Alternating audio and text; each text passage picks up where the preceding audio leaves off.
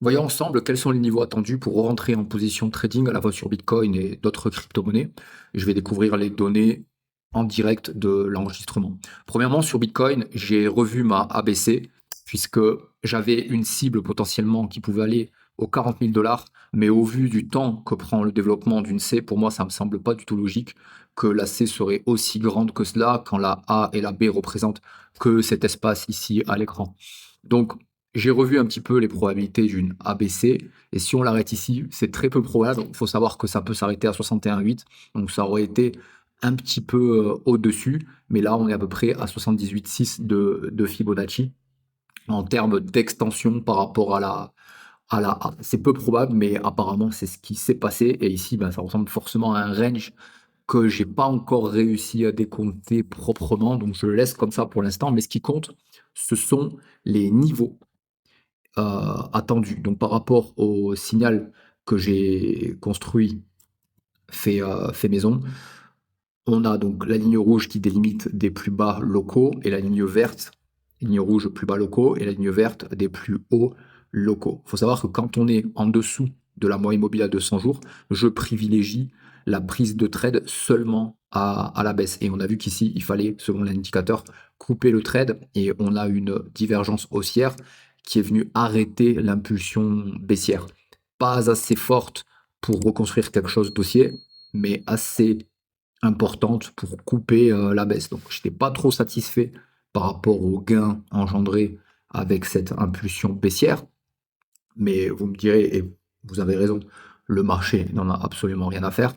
Donc, il faut savoir sortir. Donc, sur les derniers renchérissements que j'ai fait sur renforcement que j'ai fait sur ce trade, ben, ça n'a pas été payant comme je l'ai montré dans la vidéo qui a bien été vue, et merci beaucoup d'ailleurs, qui s'appelle J'ai tout perdu, puisque le gold aussi s'est montré baissier, il reste toujours baissier, mais voilà, il fallait couper le trade ici. Moi j'étais rentré un peu tard, donc voilà, il a fallu couper l'hémorragie assez tôt.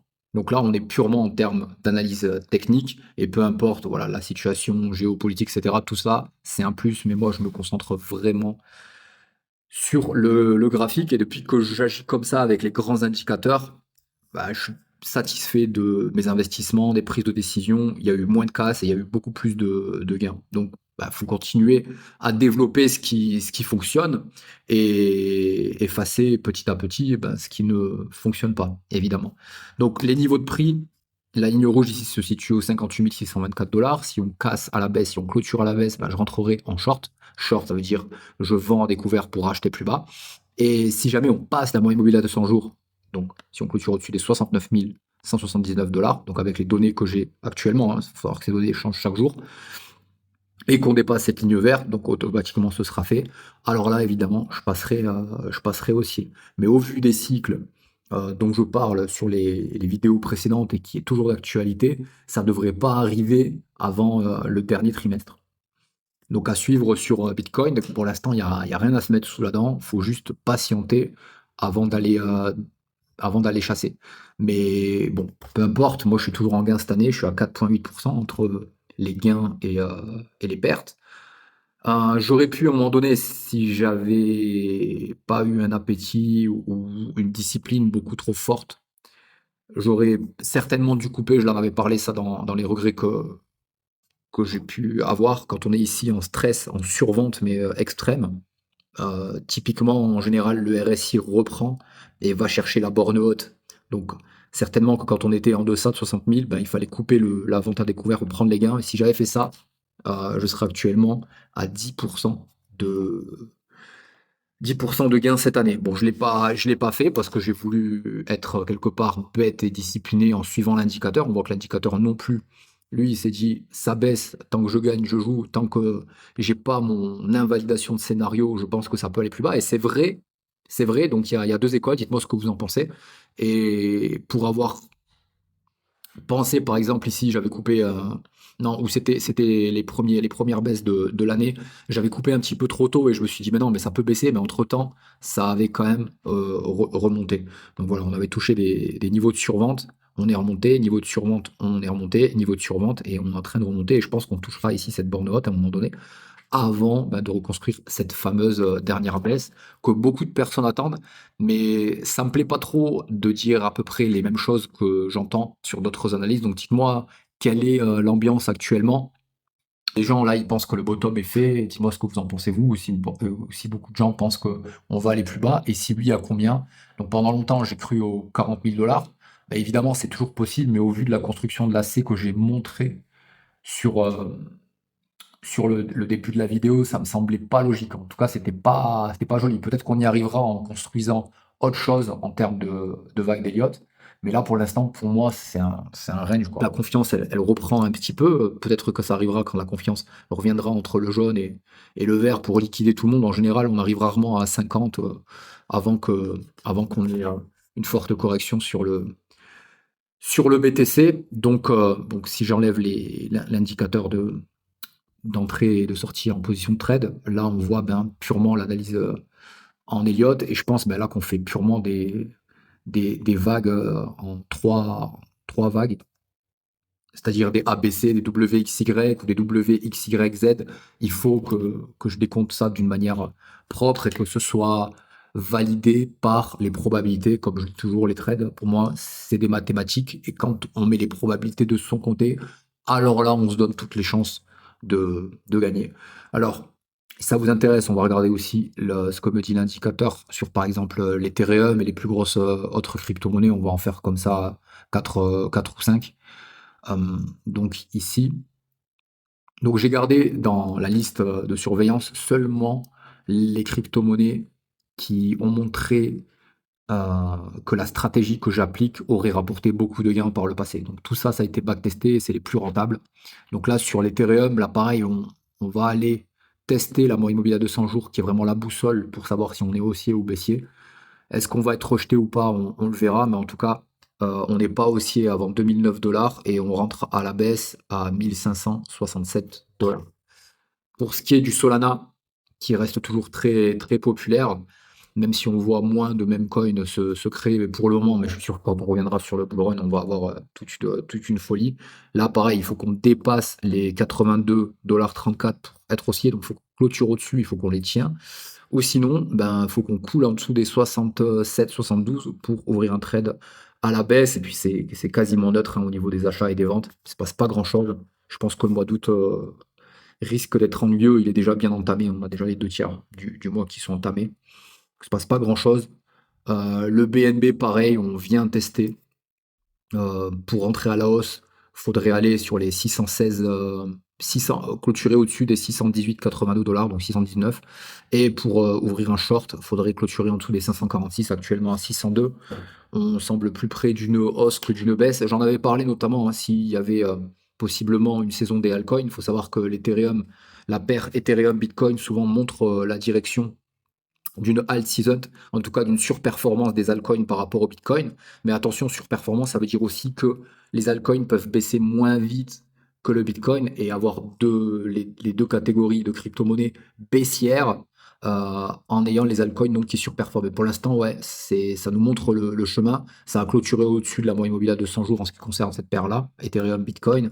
Mais voilà, c'est pas la folie non plus. Ce plus haut local fait office de résistance. Le mois d'août et le mois de septembre en général, c'est pas fou non plus sur le marché. Donc c'est pour ça aussi que j'ai ignoré, regardez la vidéo sur Chainlink, que j'ai ignoré ce trade-là. Voilà. Sur le link, on est haussier.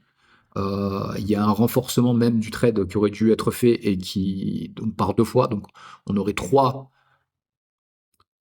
entrées sur le link, mais j'ai choisi de tout ignorer parce que il y a une info vraiment très forte. On voit avec le petit éclair ici sur TradingView, où il y a des grandes banques destinées à des grosses structures qui ont estimé que le Chainlink vaudrait 200 $. Ils ont notamment dit que l'Uniswap vaudrait combien? Non, le AV 3500 et le Uniswap 100 $. Pourquoi pas des titres fantasmes comme ça, on a vu souvent. Moi, quand j'ai commencé en 2000, il devait vite arriver à 1 million là, dans les 2-3 ans. On est 8 ans après.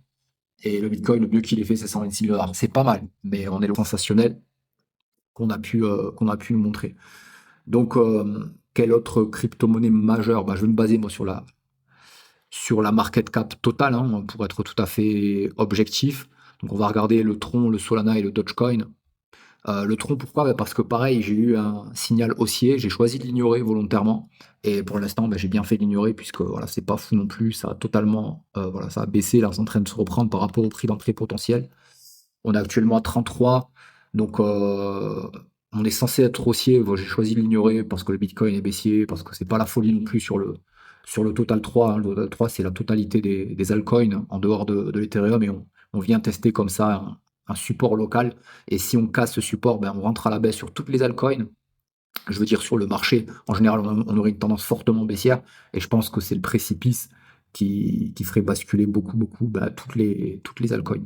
Donc on va avoir patience pour l'instant, mais de toute manière, c'est pas grave. Il vaut mieux laisser passer certains trains, mais moi j'attends les gros, gros trains là, les puissants qui vont nous faire gagner beaucoup, beaucoup de liquidités, puisque en une position, en tout cas en une entrée, on peut rapidement avoir 6-7% de performance sur le portefeuille.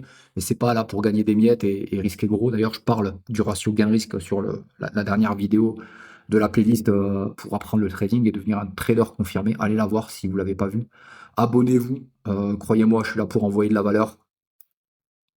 Donc ça serait vraiment pour votre bénéfice. Donc le tronc, voilà, j'ai choisi d'ignorer ça. Et pour revenir à la baisse, il faudrait descendre en dessous des 31,56 actuellement à 33,38.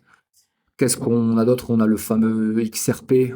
J'aime pas du tout le XRP, mais je dois en parler, hein. Peut-être que dans l'audience, dites-moi si vous aimez ça. Et bien sur le XRP, on est censé être baissier depuis mai. Donc moi, entre-temps, j'avais coupé le trade, ça avait rebondi par là. Mais voilà, mon système, lui, il reste baissier depuis début mai. Mais d'ailleurs, on aurait même pu encore rentrer ici. Donc le XRP, c'est la chute libre. C'est la chute libre. Là, on voit qu'on est survendu. On peut encore aller chercher des stress ici. Donc je pense pas que je vais rentrer sur le XRP avant un bon moment, dans la mesure où j'ai ignoré un petit peu les données du signal. Et j'aime pas, moi, prendre en retard un trade. Une fois que j'ai raté, l'histoire me montre que c'est pas intéressant. Éventuellement, au premier renforcement, qui est le short 2 ou le long 2, mais pas plus. Euh, le XRP, le Dogecoin. Dogecoin, bah, on est baissier, pareil que. Alors, il y a toujours cette animation qui vient sur TradingView, je sais pas pourquoi. En tout cas, c'est le premier des mêmes coins, avec des fondamentaux égaux au Bitcoin. Donc, on va voir, hein, c'est la communauté qui fait la force d'une crypto-monnaie, ça c'est certain, c'est son adoption.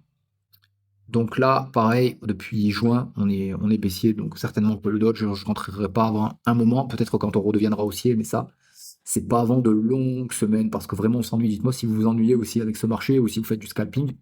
Et le Tao, bah, le Tao, on est neutre. On est plus près quand même de rentrer sur une baisse. Il faudrait clôturer en dessous des 187,6 dollars pour redevenir baissier. Et pour vraiment redevenir haussier, donc il faudrait dépasser cette ligne jaune actuellement à 231,8 dollars. Donc il faudrait vraiment clôturer au-dessus pour aller au-delà. De ce point technique en ce qui concerne les prix et les entrées sur le trading, dites-moi si vous voulez plus de vidéos où je regarde les niveaux techniques et pour entrer, pour sortir sur différentes crypto-monnaies et quelles crypto-monnaies, donc les crypto-monnaies majeures ou des actifs que vous avez vous, ça peut être intéressant puisque je m'efforce de publier une vidéo par jour.